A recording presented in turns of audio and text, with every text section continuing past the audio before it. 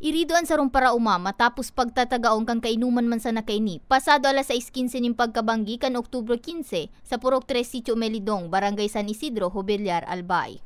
Daí na pinangaranan pa kan PNP ang 40 anyos na biktima asin ang 36 anyos na sospek na sarong parasira.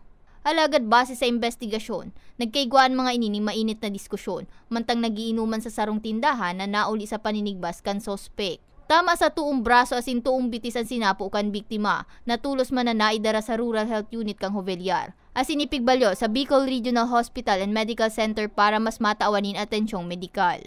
Yung masabi lang po natin ma'am, kung hanggat maaari, pag nag-iinuman, pero hindi naman ma'am maiwasan na mapikon yung ibang tao. Siguro ma'am, iwasan na lang natin ma'am yung pag-inom ng alak.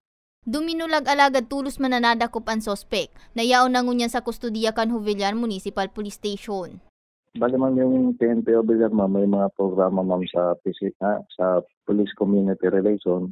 Inaaway ma'am yung mga tao ma'am sa mga pag-avoid ma'am at nagiging epekto ma'am ng pag-inom ng alak. Sa ngunyan, padagos pang nagpaparay sa ospital ang biktima, mantang sasangatan ng kasong frustrated homicide ang suspetsyado.